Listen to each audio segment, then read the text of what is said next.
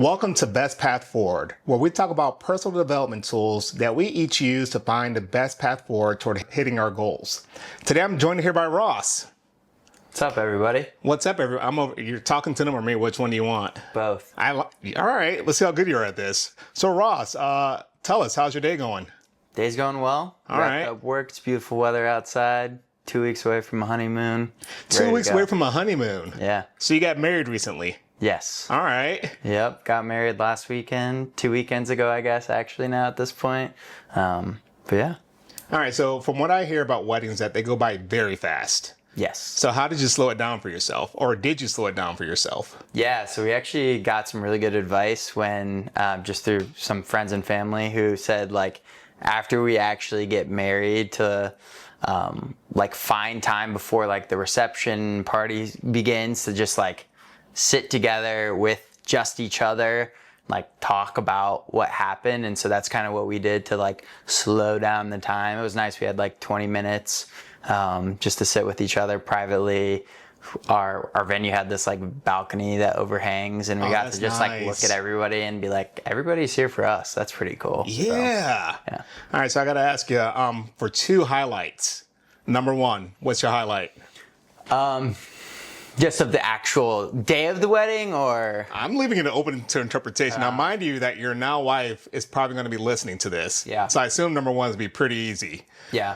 I would say the first look for sure was really awesome, really special. And we did private vows, so we exchanged our vows there. So I would say first look.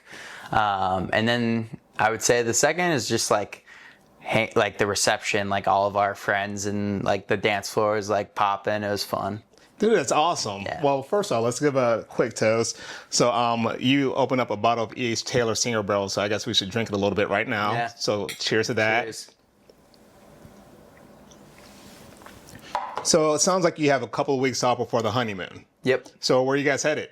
Going to the Dominican Republic. All right. Yeah. That's going to be warm. Warm and hopefully nice and not very wet. Oh, is it supposed to, like, that's not hurricane season. You should be fine. Yeah, hopefully. All right. What is it? It's like a typical tropics, you know, you check the weather one day and it's like, oh, it's going to rain all day, and then it rains for like 2 seconds. But you should be used to that. You live in Ohio. Yeah. It's like one day it's sunny, the next day it's 2 feet of snow. Yeah. And Yeah. I frequent Florida, which is also like that, which I know you do too. Yeah, I don't frequent Florida as much as I should, but I am from there. I've gotten plenty of it growing up there. Yeah. Yeah.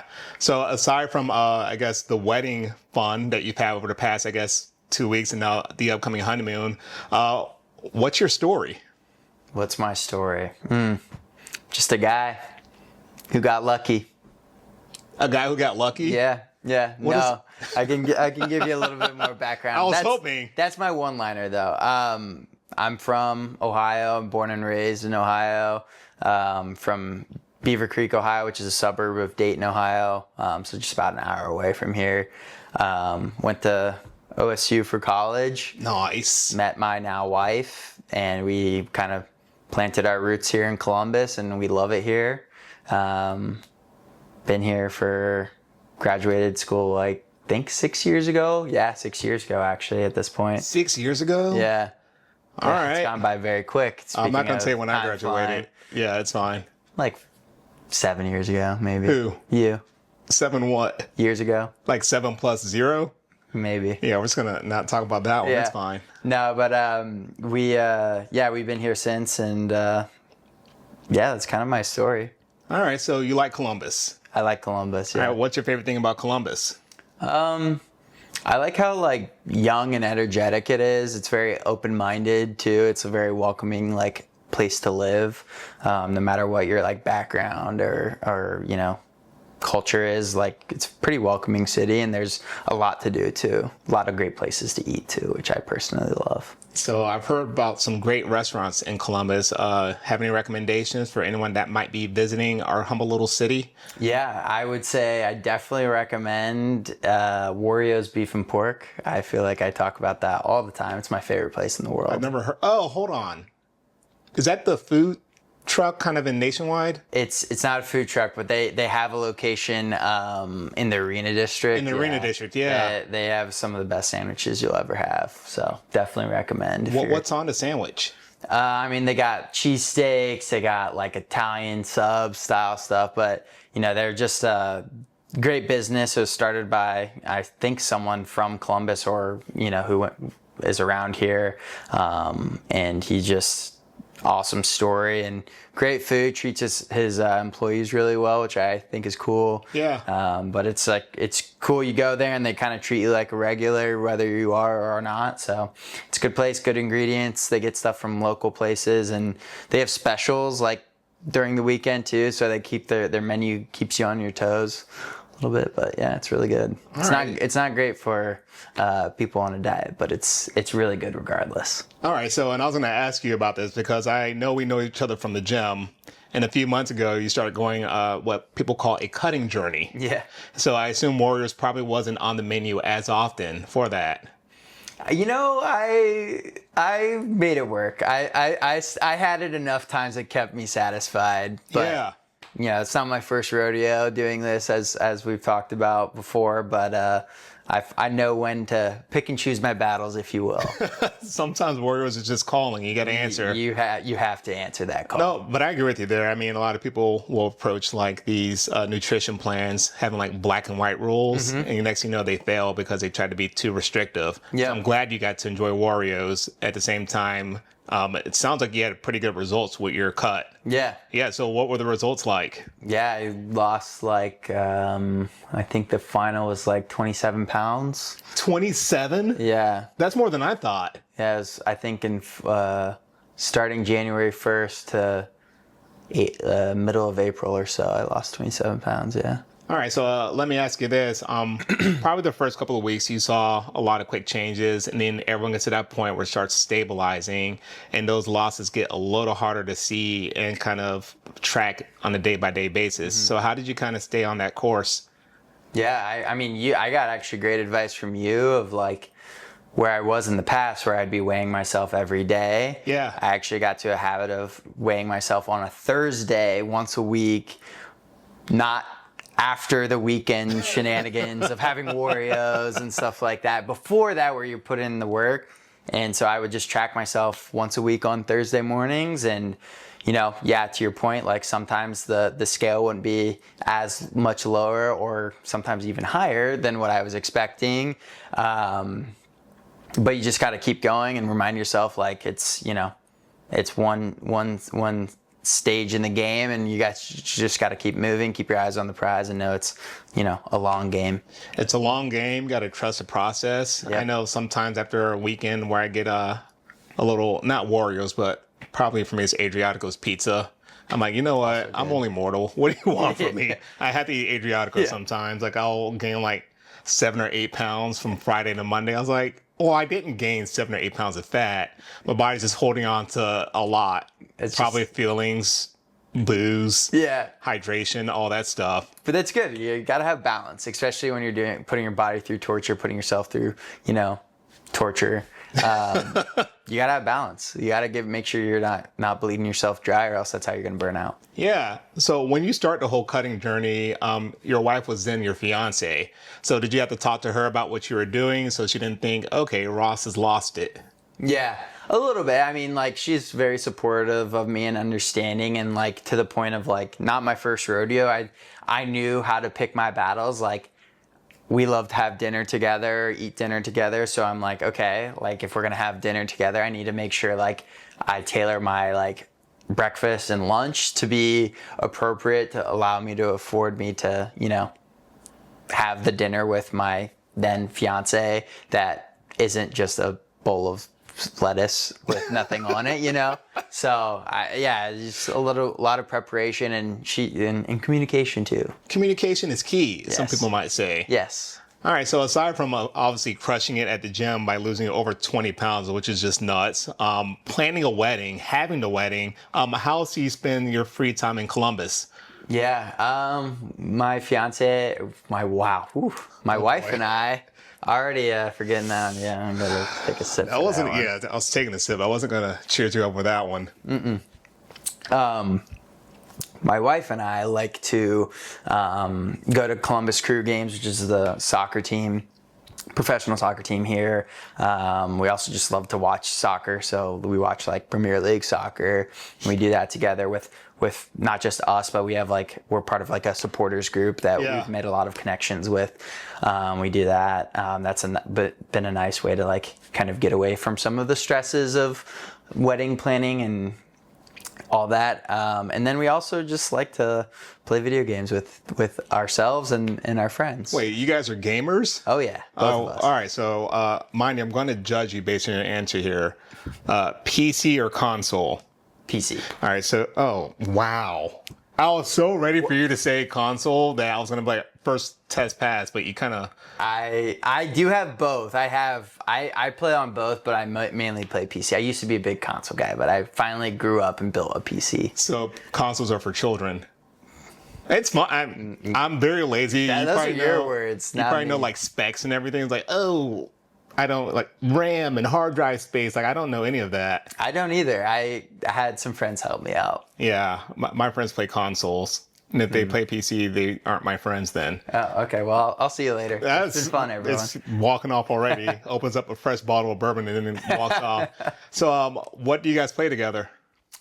We play a lot of Fortnite together. Fortnite? Yeah. and I'm the child. Yeah. Oh, hey, easy. It's like, hey, man, your words. No, but yeah, we play that a lot. And then we like to play some of those like co-op games that are like trend, like It Takes Two. Oh, I've heard of that one. Split Fiction is like one of the newer ones that's out right now that we're playing. So we like to play games together. It really tests my patience, but okay. But yeah, that's what we like to play yeah, one of my really good friends told me about the trials that he has with his wife. They're playing It Takes Two. He's like, he's waiting for her to finish her part of it, and it's like sitting down, waiting. Like it's really a co-op game where you can't really progress. Yeah. Without your significant other doing it. Exactly. Yeah. So that's a fun game to play, I hear. Yeah, it's a fun game, and to credit to my wife, like when we first played It Takes Two, which came out a while ago, that was the case. I was waiting on her, and now she's arguably better than I am at most games. We play Split Fiction. Now she's waiting on me, so that's a good wife. Yeah. I think I want her to take up a career in Twitch streaming. I think she'd be great at it. But I mean, why not? I bet there's a lot of money in that. Yeah. We'll talk about that later. Yeah, money's less important. I think she'd be fun. Yeah, exactly. I mean, but that's how you get. All right, it's fine. Yeah. I'll be your manager for when she decides to take the plunge into social media world. How about that? Deal. You should have not taken that deal. I had no idea what I'm doing in social media world most of the time. That's okay. All right, so you talked a lot about your interests, but there was a correct answer there. You're what I like to refer to as an anime nerd, like I am. Mm-hmm. All right, so tell us what started your anime obsession. Yeah, I don't know, like growing up, my brother and I would just like watch cartoons. Cartoons is what we would call it at the time, and one of those cartoons was Dragon Ball Z. Yeah. So that kind of just like spurred my like interest in it from a young age. We also watched Pokemon, which I think you would classify as an anime, maybe. I don't know. It sounds anime. Yeah. I mean, I think it is. It came from Japan to here. I don't know. Yeah. Either way, we would like Pokemon and Dragon Ball Z were like a big part of my childhood. And I just like grew up on Cartoon Network and stuff. So I've always had like an affinity towards like animated shows. Yeah. They just like remind me of being young, no matter what the content is. So I always had that in the back of my head, and then like made friends and like obviously like go to the gym. And I think a lot of guys who go to the gym look at Goku and they're like, yeah, man, I wish I looked like that. And Yeah, like you're looking at that Goku thing up there. Yeah. That's a good one. But I think like part of like the gym culture, there's like a certain subsect that are like into like anime because it's like, yeah, I'm going Super Saiyan today at the gym. Like, and it's kind of just like helps you like motivate yourself, I guess. Yeah. So that's kind of how I like got into it when I was young, and kind of how it's like found a part of my life now and as an adult. And then like you go back and watch, like, as you know, I recently rewatched all of Naruto, and like you rewatch it as an adult and you're like, oh yeah, there's a lot of like life lessons in the show that you like don't pick up on when you're younger. And so yeah, that's kind of how I've like maintained, I guess, my interest in anime from when I was younger. All right, so you can take a sip as you kind of think about this question I'm going to ask you. So I agree with you. Like, everyone watches anime at first, like, oh my gosh, they're flying through buildings, punching through walls. But then you watch and it's like, oh wow, there's some good life lessons here about even like, I don't know, personal development. Yeah. So what personal development aspect have you taken from any anime you've watched recently? Oh, that's a good question. Yeah, so I told you could take a drink as you think about it. Okay. Sponsored. I hope, man, that'd be wild. Sponsored by E.H. Taylor and Buffalo Trace. That would be nice. That would be nice. Maybe See one what day. I can do for you. Oh, all right. With zero connections to them. I'll see You what got I to can start do with for one you. connection. Yeah. Okay. Connection, or not connection. Personal development. Personal development lesson that I've recently learned from watching anime. I would say that, I mean, you know this story, but for the people listening or watching, there's a character in the Naruto series that goes by the name of Pain. Pain. And as you know, the name kind of yep, there he That is. guy up there. As the name kind of alludes to, he's someone who's gone through a lot of pain and also inflicts a lot of pain on people, and he's built up as this, very bad character. And then as, the plot thickens and you kind of come to the climax of his character arc, you kind of find out, oh, like there's a good reason why he's the way he is. Yeah. A lot of, can I curse? Yeah. A lot of shit went his way. A lot of shit went down. A lot of shit went down in his life that kind of led him to be angry. And ultimately, without giving any spoilers, he begins to be referred to by his real name, Nagato. And he kind of gives the human element to him, that he's not just this like evil creature character who just is out to destroy everything. He's actually a person who followed this path, whether it was intentional or not, that led him to this point, and ultimately had a complete change of heart and used his extreme power to help people. So I think it's like the lesson that I've learned in my life is that, like, no matter what you are going through or what other people are going through, usually their viewpoints and stuff are because of their life has like molded them that way. And so like, I think you should always treat people with kindness, because no matter how bad people can be made to seem, that at the end of the day, they're a human too. And, if you show them kindness and caring, they may show kindness and caring back, and it could help, make them more human-like. I think that's fantastic. And I think what you said about Nagato becoming Pain is like, that was a moniker that he kind of used for himself.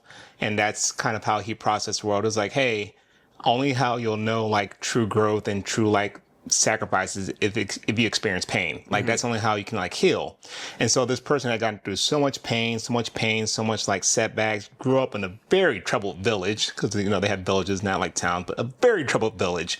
And it took like an outside viewpoint of this kid who was also an outcast to kind of let him know, hey, you don't have to do it this way. I might not know all the answers, but this is the way I want to choose to lead. And that's, of course, what Naruto kind of had in the conversations when he met the actual Nagato. It's like, I understand you went through a lot. And Naruto himself, he had gone through a lot. I mean, his parents put a demon fox inside of him, and then they died. And they're like, hey, good luck. We'll see you whenever you need us, I guess, maybe. And it's like, he had every reason to just be upset and pissed off at the world, but he's kind of stuck to his code. And he was like, this is how I want to live my life. I want to be the Hokage. And it really wasn't about being the Hokage. It was about like, hey, how can I keep the people around me safe by using this power that I've been gifted to keep people safe? It's like, so these both characters, Pain and Naruto, they grew up with these tragic conditions and backstories. And one person took the path of like, hey, I'm going to help people. And the other one's like, hey, I'm going to inflict as much pain as possible. And when they finally met, of course, Naruto was able to convince him in probably one of the shortest speeches ever to get a 180. So I think that's a great personal development lesson. Yeah. Yeah. So does your wife watch anime with you? No. She doesn't know about these life lessons going on? I like have, like, there's a scene too, without giving away spoilers for people who haven't seen. Dude, it's been up for like 20 years at this point. I know, but when you spoiled something for me in the show. All right, hold on. Let's do this. If you haven't seen Naruto, fast forward by 1 minute. Yeah. That should cover it. I want to hear it now. Okay. I showed her the scene of Sasuke and Itachi where Itachi like dies. And I just was like explaining to her the story arc, and she was like, okay, cool. She said, okay. Not exact words, but she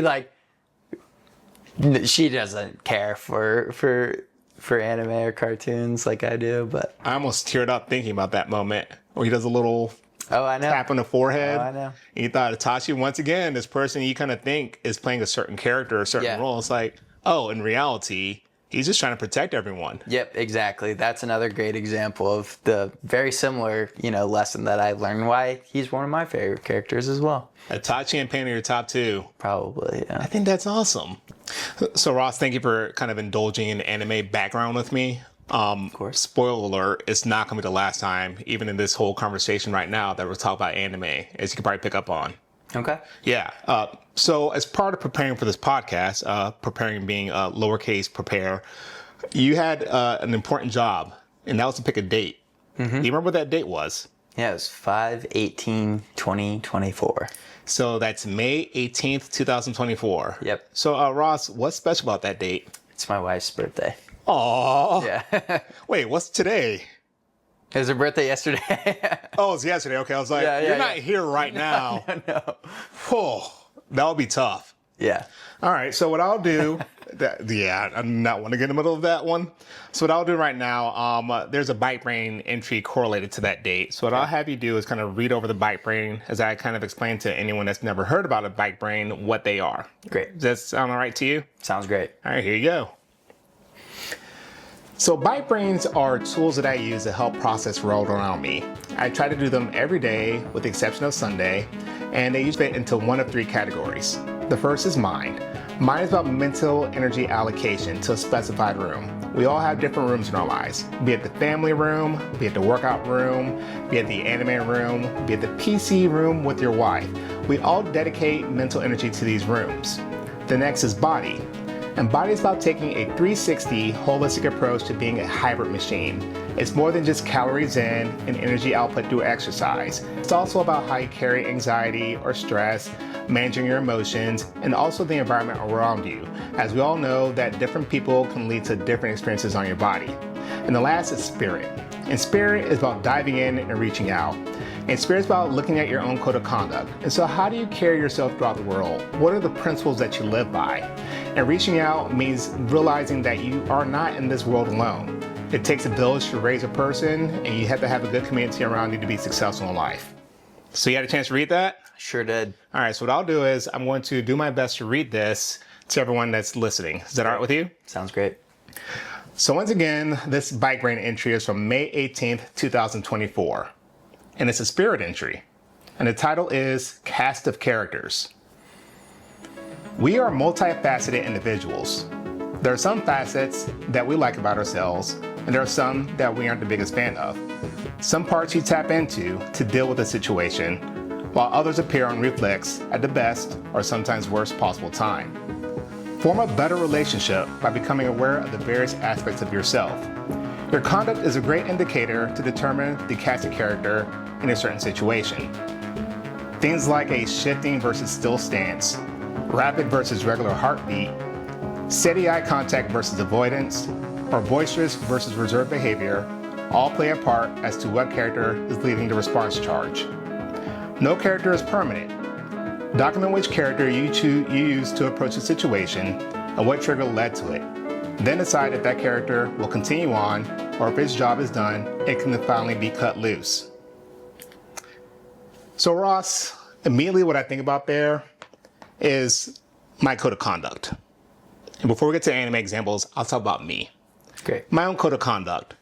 I try to be someone that listens to people when they kind of talk about their issues and carrying concerns. And so usually that taps into two different characters. One is the one that's just going to be there to listen, and the other one's going to be there to offer advice and support. The thing is, I'm not sure which one I'm going to be cast in until I ask a person.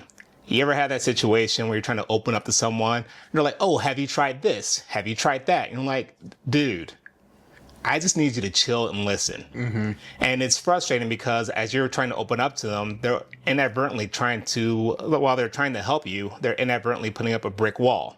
And they're like, you know what? You're not the best person for me. And so I think playing a cast of characters comes in a certain play. Just like in work. Like, I'll do things at work that I don't do in my social life. I don't go around using big legal terms because, like, who wants to hear that outside of work? And so we all have these different casts of characters. The best part about it is that sometimes we have dark side characters too. Like, sometimes I can be very judgmental. And I know that about myself. It's like, all right, what are some triggers that triggers the judgmental aspect of me? I'm like, all right, if someone has something I don't, I'm a little jealous of it. All right, it's like envy, jealous, like those aren't necessarily bad things. But if I'm using that as my primary character, that's not going to be ideal in every situation because that can lead to super competitive and just me pushing people away. So it's like, all right, that character has a certain point in time. But now we're going to talk about anime.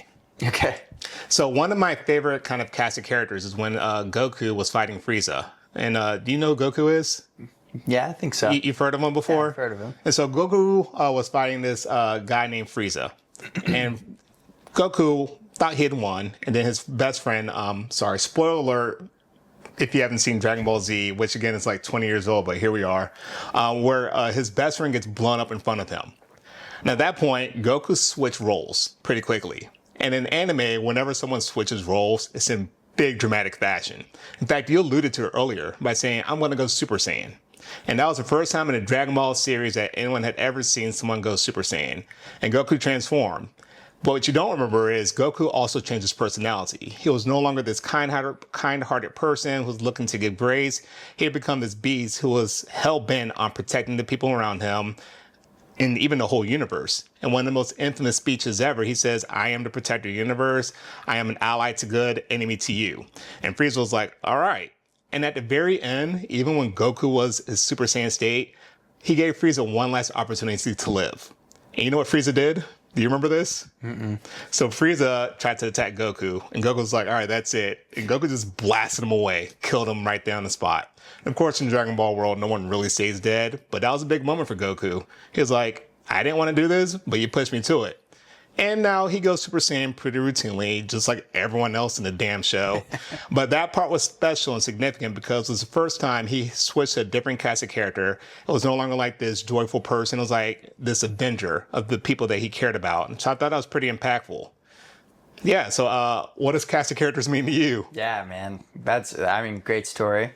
I think for me personally, it's definitely something, that I deal with on a day-to-day basis. There's definitely parts of me that I think are strengths. And then there's, I think, we'll say opportunities, parts that I don't like as much that I'm actively every day working on.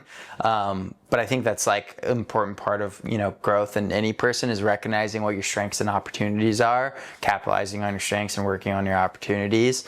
But yeah, like I would say, like for me, like I kind of similar to you, like I can get, ultra competitive. And so sometimes that can be, a positive, can also be a negative. Yeah. And so like, with the ultra competitiveness, I like strive to be successful, which obviously is like a good thing. But like the downside is like sometimes that comes at a cost of being very impatient. Sometimes lashing out at people who just aren't like, up to my standard. Yeah. And obviously those are things like, as someone who genuinely cares about like the people around him and values friendships, like that's sometimes been something that I've like had to backtrack and apologize to people about, like, hey man, sorry, I'm so freaking competitive that I said that and I wish I didn't say that to you, and I apologize. So like for me it's like, yeah, you have a cast of characters and you have to your point, like acknowledge when one's there or when the other's there and know when to like suppress the other and try to build up, hopefully the more positive one. Yeah. And work on the negative side, because I think with every, opportunity, there's a strength to be had, and with every strength, there's probably a downside to be had as well. Yeah, I mean, I completely agree with you. And I think the cool thing about the whole attribute of spirit, so I talked about like mind, body, spirit, all balance to that. Spirit is like kind of diving in, reaching in, and figuring out your own code of conduct. So like that's your cast of characters. Like, how am I carrying myself around the world? But it's also reaching out and realizing that like, oh, I have to exist among other people. Yeah. And so I think for me, whenever I kind of had these moments like, probably shouldn't have done that, my friends will be like, yeah, you 100% should not have done that. But they go further than that. Not only did they say, hey, yeah, you did that, probably wasn't like the best approach, but they also remind me to give myself grace. And so I think realizing that I'm still a work in progress is like, that's good. Like, no one's ever done working. I think one of the biggest things I live by is like the Stoic philosophies, the daily Stoic. It's like energy allocation, right? Like, can I control this thing or can I not? And so all that's all about constant rebalancing. Like, you're supposed to be a daily work in progress. Your friends are supposed to be there to like, hey, that wasn't necessarily the best way to approach that. At the same time, not harping on you and holding it against you, and also reminding you that you're going to be a work in progress. Because I know something about myself. I set myself to a pretty like high standard, and so when I don't think I hit that, I hold it against myself the hardest. People are like, "Oh, that wasn't a big deal." I'm like, it was the worst deal ever. Yeah, the world is going to end because of that one decision. I mean, obviously the world did not end, but that's how I feel. Yeah, it's like all these people are going to hate me because I had this approach to it. Your friends are supposed to be there to say, "Hey, it happens. You're not the first person to mess up, and you damn well sure not be the last person to mess up." So like, show yourself some grace. Yeah, that's that. I mean, I 100% resonate with that too. It's like I am the same way. Like in the situation of like maybe I said something I shouldn't said. Yeah, I hold on to that, and like whether I apologize and the person's like, yeah, no worries, man, it's all good. Like don't worry about it. I still like in the back of my head, I'm like, you have to be better because it's that ultra competitive side that then it like ebbs and flows of like, you know, you teeter on the too competitive side, but then the competitive side of you is like you have to get better. Pushes you, and then it just ebbs and flows. So I definitely resonate with that. I think everyone should have some type of healthy competition. Yeah. If not for no one else, like just be better than you were yesterday. So it's like if you're going to the gym, and like we go to the gym, so it's pretty easy to kind of track that progress to like data points and everything. But it's like, oh, can I do a little bit more than I did yesterday, or can I do something different? Or if you notice like some stagnation, can I do something to break that plateau? Yeah. And so I think competition is good. It's where that competition starts to drive you or becomes out of hand. And I think that's tough. Yeah. Yeah. I think like for me, one of the things that I found that helped me too, because of how competitive I am, I like gamify my own progress, you know? What? Yeah. Oh, hang on. Writing it down. Keep going. Yeah. Yeah. So like, I'm trying to think of a good example here of just like, again, like maybe it's like anger issues or something. It's like, what is the trigger? And it's like, okay, hey, can you catch that trigger before, you know, you have your meltdown or, you know, whatever the situation may be. And you kind of like gamify. It's like, okay, like, hey, I caught myself when I was angry, and instead of like saying things I shouldn't have said, it's like, no, I just like clenched my fists and like counted to 10 in my head, and then it was over, and that's it. But it's kind of like a game in your own head of just like identifying like what you want to work on. And again, this doesn't work for everybody. It works for me because I'm super competitive. But like just like finding what works for you and like how you want to improve. Like if you're like not a super competitive person, I don't think that would work for you. And I'm no expert to suggest something else. But I found what has worked for me, and that's what I stand by. It's just like, as silly as it sounds, is making things games. Yeah. For yourself of like, okay, how can I like, you know, beat this game or, you know, level up as maybe dorky as that sounds. Dude, we've been talking about anime and then PC games, and PC games is the ultimate dork. Like people that play console games, like at least they have to call it, I'm playing Call of Duty or, you know, Halo on the Xbox. I don't play Xbox, but that's what most people say. But PC is like you're using a mouse and clicking repetitively. Like I use a controller nerd on my PC. You use a controller? What kind of controller? An Xbox controller. Xbox controller. Yeah. What's wrong with the Xbox? All right. I have an Xbox. The PC's better. More games, better graphics. Do you have a PlayStation 5? No. Yeah, had you had a PlayStation 5, you would throw your computer in the trash. So like what I was saying, when I'm competitive with myself, I would realize I have the inferior console. Well, yeah, that's fine. That's completely fine. We're gonna let that one go. Count to 10 until it's over. I think that's fantastic. Gamifying your life. You know, one tool I help. Particularly like when I feel like a dark character coming, chances are someone triggered that in me. Like I don't just like sit around like, oh, I'm just gonna be pissed off right now. Like someone said something or did something, usually under the guise of good intentions, and I'm like, oof, don't like that. Yeah. You know, one tool I help or that I use that helps. I'm like, I picture them either like as a younger child or something, or them around their family. I'm like, oh, you know what? There's been a series of events that's happened to them since they were children to make them the way they are. Yeah. And so I'm like, I try to understand it. That's just how they're coded. That's just how they operate. I'm like, I can't blame a dog for barking. So why am I going to blame this person for saying something that's going to upset me? I'm like, it doesn't make sense because that's just who they are. And knowing that I don't have any control to change who they are, like at their core, it's like, why am I going to get upset about it? Yeah. I could get upset about it. It'd be as useful as me punching a brick wall. It's like, only thing I'm going to do is hurt my hand. Yeah. And the brick wall is still going to be there. Like, I'm not going to do that. So why do that? Yeah. It's not, I'm sorry, go ahead. No, you go ahead. I was going to say, it's not nearly as cool as gamifying my life. Yeah. I want to try to gamify my life a little bit. No, I like what you just said there, and that kind of ties back to what we were talking about earlier with Naruto. Of just like, you know, you don't know what the person's gone through, and like what is socially acceptable to them may not be socially acceptable to you. And again, kind of going back to like the gamifying things, it's like identifying your triggers and understanding them, and then like being like, all right, how quickly can I like realize I'm triggered and then extinguish it? Just because again, like, what's the point in getting upset with people?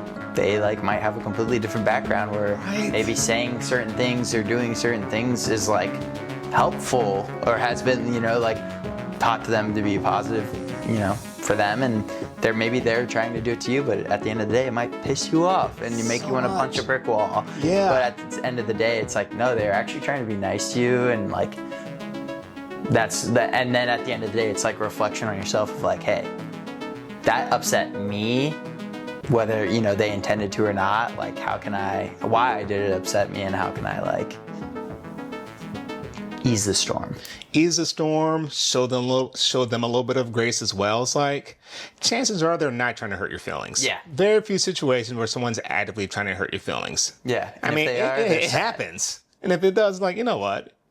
GFY. Yeah. But I'm not gonna, like, most people aren't gonna have that approach to things. They're gonna be like, oh, let me, like you said, they're trying to be helpful and they just missed the mark because they don't know how to help you. And so I think that's fascinating. That's good stuff. Good. Yeah. So thank you for indulging in my bike brain. My pleasure. There was a second part of the homework assignment that you had that may or may not have given you. Do you remember what that was? No. Oh my gosh.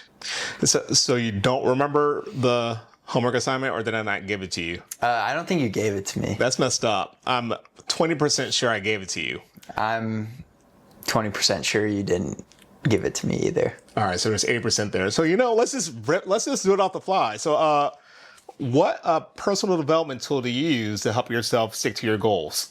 Yeah, so kind of like what I was saying earlier, kind of like gamify it for myself. You know, I'm like, you know, I've said this like 20 times already, but I'm very competitive with myself. So I like hold myself to a high standard of like, hey, I want to do this. And it helps drive me towards like reaching my goals, whether it be weight loss, you know, excelling in my career, you know, being a better husband now. It feels weird to say still. You know, I'm ultra competitive in all aspects. So I kind of like have used that side of my competitive nature to my benefit of, like I said, gamifying it and kind of, you know, not that I'm not taking my, you know, my development seriously, but like it helps me be like, you know, use this to like track my progress. It's like, okay, this month, like my goal is to, you know, do XYZ thing. And like, then I'm going to level up and my next goal is going to be this, which, you know, I'm just saying, you know, I'm just setting goals and calling it gamifying it. But like at the end of the day, it's the same thing. So I would say like gamifying things. I think also just like another tool is that I use that I recommend, you know, if you have the luxury of just finding people that you love that are close to you and being like, I want to be better for them. So like for me, I want to be better for my wife and be better for Trying to trigger the waterworks right now? Come on. I mean, you asked me, I'm giving you my answer. So yeah, I just like, I find people in your life that, if you're struggling with something, it's like, hey, what would, my mom think of this? Like, would she want me to be acting this way, or would she probably rather me be going this path? Or, would my brother be proud of me for, losing this weight? Probably. So you can just leverage friends, family. If you have that luxury, and if you don't, I think you can find, some other ulterior motives or interior motives. You know what's fascinating about this? Oh, Dan didn't tell me about this, and he spot off not one but two different tools. Well, hey, they worked for me. They worked for you. You just magically thought of them just now. Yeah. No preparation ahead of time. I mean, I think about these things a lot. I've been trying to actually think about. So I just felt greatness. That's good. Yeah. All right, so obviously we got to break these down a little bit, if that's right with you. Yeah. So the first one is gamifying your life. Yeah. And so you kind of talked about this concept of two different things: monthly goals and also leveling up. Are there any other kind of constraints there before we kind of dive into each of those? And what do you mean by that? So like, what are the rules kind of creating the game?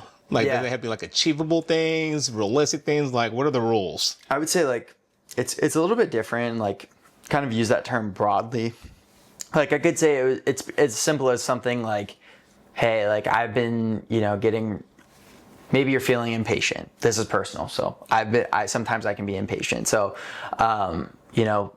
in those moments of feeling impatient, like, hey, maybe I'm like super particular about the way I like to put dishes in the dishwasher.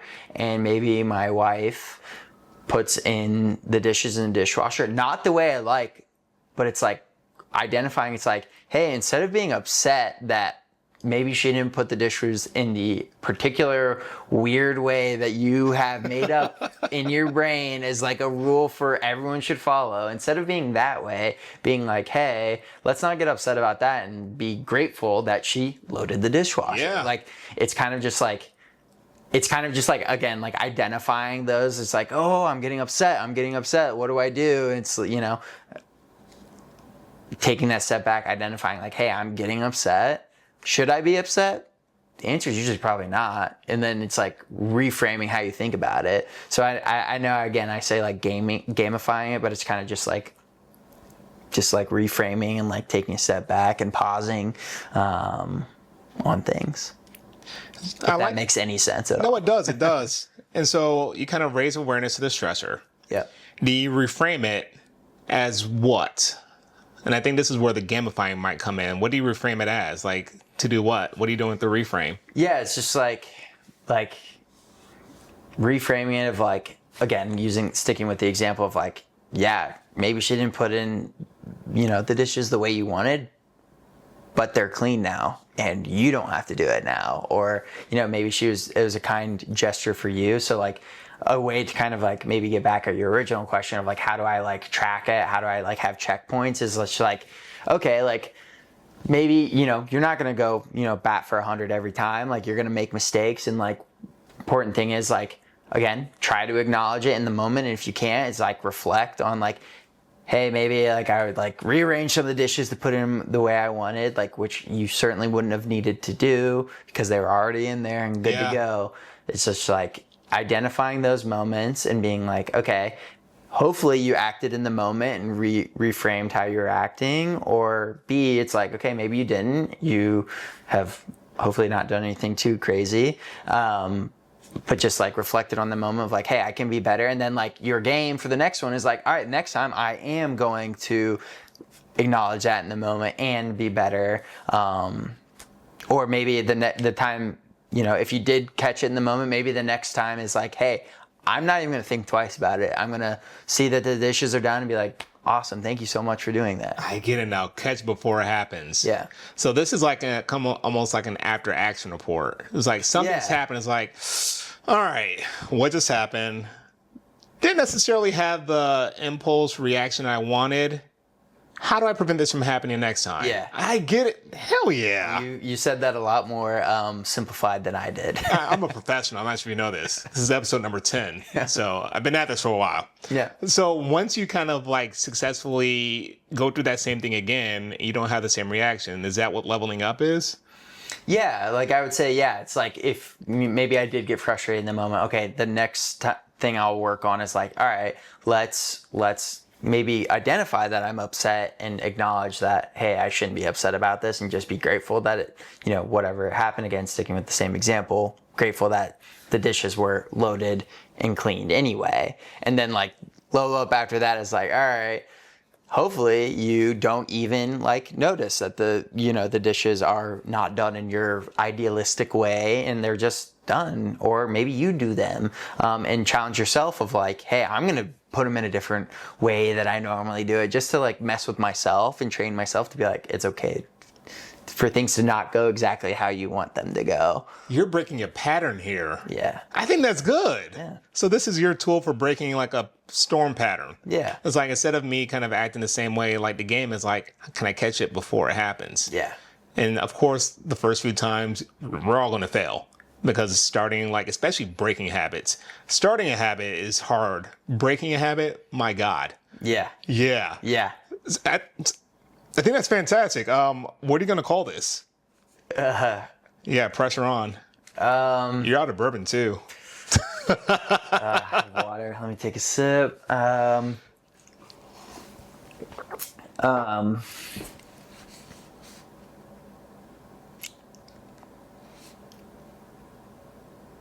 Level reaction identification.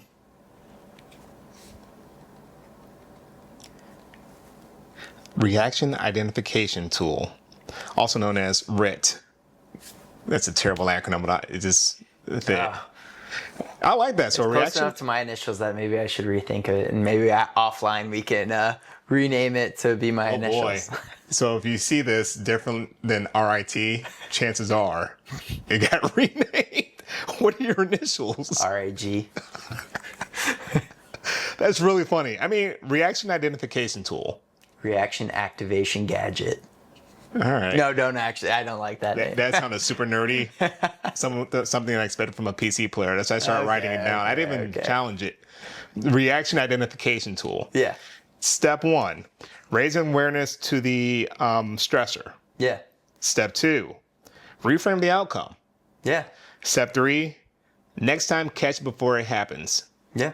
And if that happens, you've leveled up. Yep. Now, do you get any prizes when you level up? Like in video games, sorry, I'm not sure if they have this in PC, but you level up on console games, right? Yeah. And these things called RPGs. You know what that is? Mm-hmm. Yeah, a role play. Do they have those on PC? Mm-hmm. Oh, look at PC up in its librarian game. That's good stuff.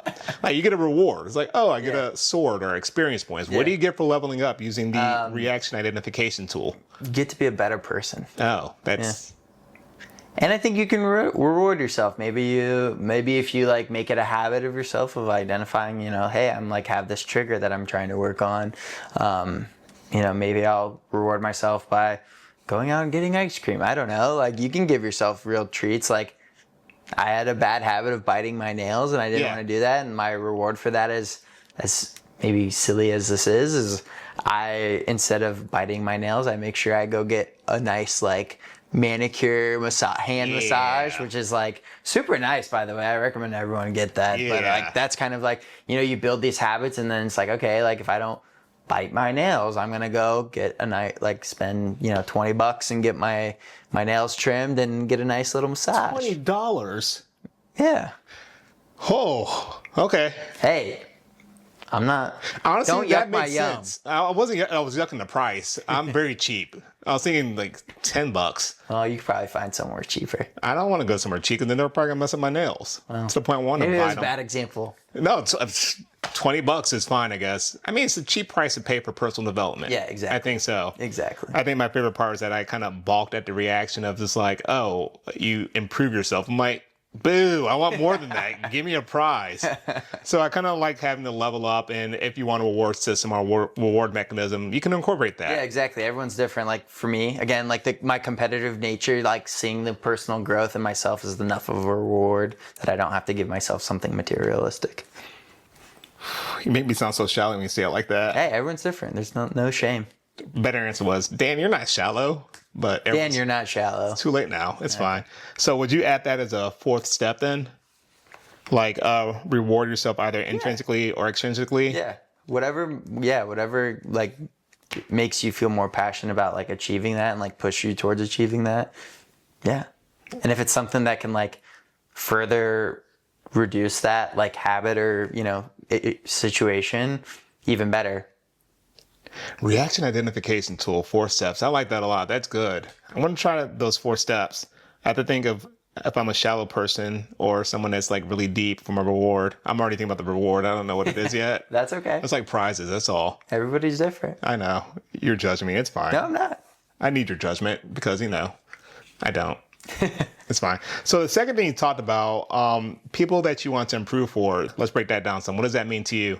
Yeah, I mean, like, just for me, it's like, certain things happen in your life growing up or whatever, and you're like, oh, I want to be better, or I want to make sure that doesn't happen to, my people or, my children or, whatever the reason may be. And like, because of those things, you want to like be better for that. And whether that's like the way you are acting or the situation that you may put your future people in, like wanting to be better. So it's just like, for me, it's like, my motivation is like, I want to make sure that, I'm the best possible, husband, as what I mentioned earlier, best possible husband I can be. And I know I'm never going to be perfect, like you said.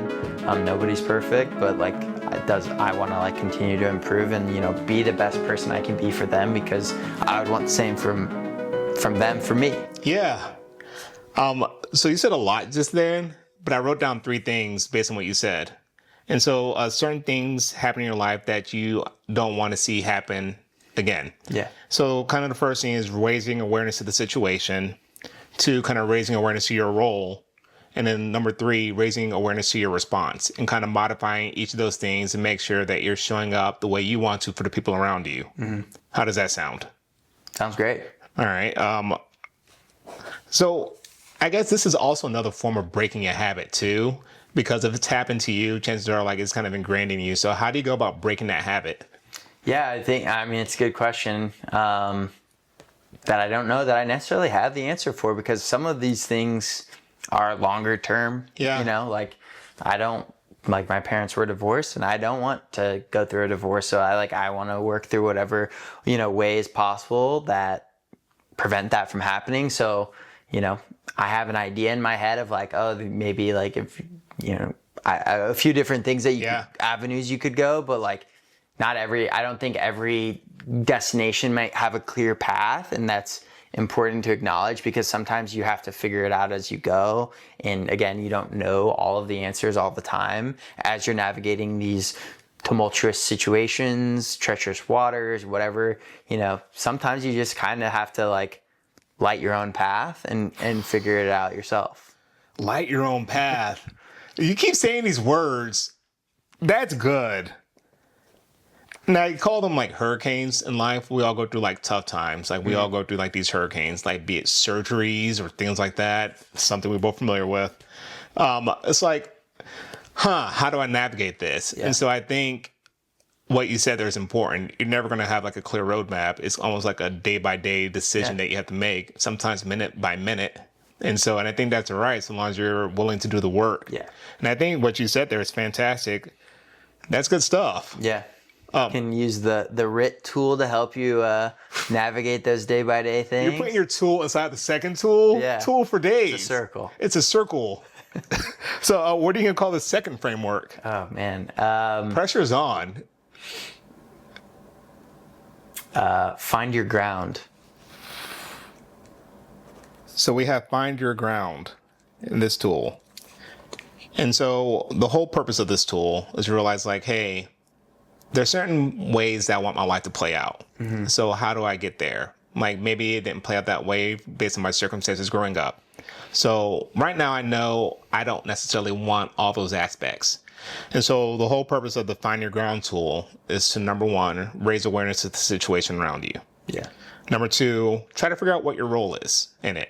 And I think that goes a lot to kind of like the daily stoic as far as like focusing on the things you can control. It's like, hey, if I'm going to be punching a brick wall, chances are I'm not suited for what that role is. Like, I'm just going to be wasting energy. I'll get frustrated and tired, and the wall's still going to be there. My face is going to be bruised, and nothing's going to change. So, like, what's my actual role here? Can I do something about it, or can I not? And the last is like, okay, knowing my role, what's my response going to be? Yeah. Do I want to have more of a response from the things like in the habits that I'm like trying to break, or the ones that I'm trying to form?